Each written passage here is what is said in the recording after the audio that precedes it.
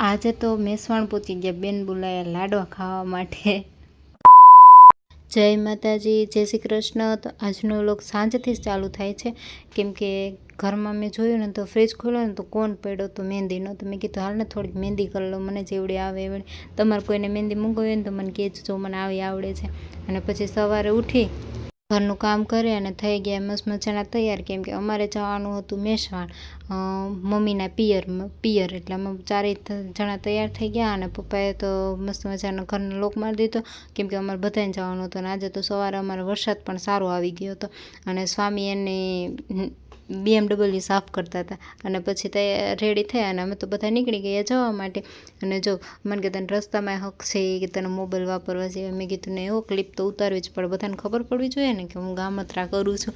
તો મને કે આ એ વાત સાચી હોય કે પછી મસ્ત મજાને નીકળી ગયા જવા માટે. અને જો અહીંયા પણ થોડો ઘણો વરસાદ ચાલુ જ હતો.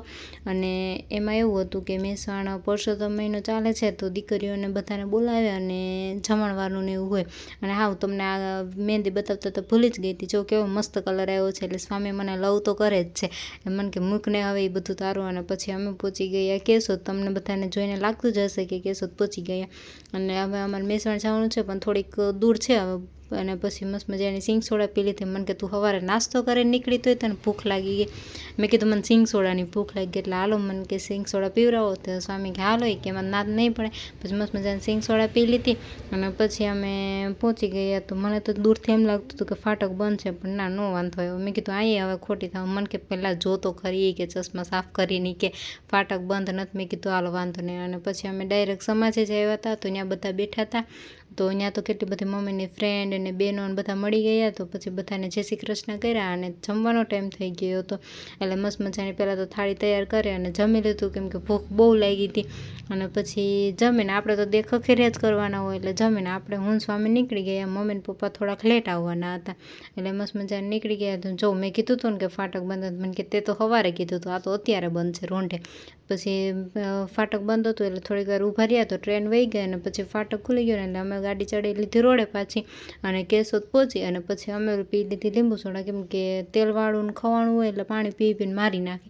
એટલે મસ્ત મજાની પહેલાં તો સોડા પી લીધી અને પછી નીકળી ગયા ઘરે આવવા માટે. તો ઘરે પહોંચી ગયા ને ગમે એવા મોંઘા કપડાં પહેર્યા હોય પણ નાઇટ ડ્રેસમાં જ મજા આવે. એટલે મસ્ત મજા નાહી ધોઈને નાઇટ ડ્રેસ પહેરી લીધો અને અરીસામાં થોડું જોઈ લીધું. તો મને કે બસ એ કે રૂપારી જ છે, કે હાલ ને હવે.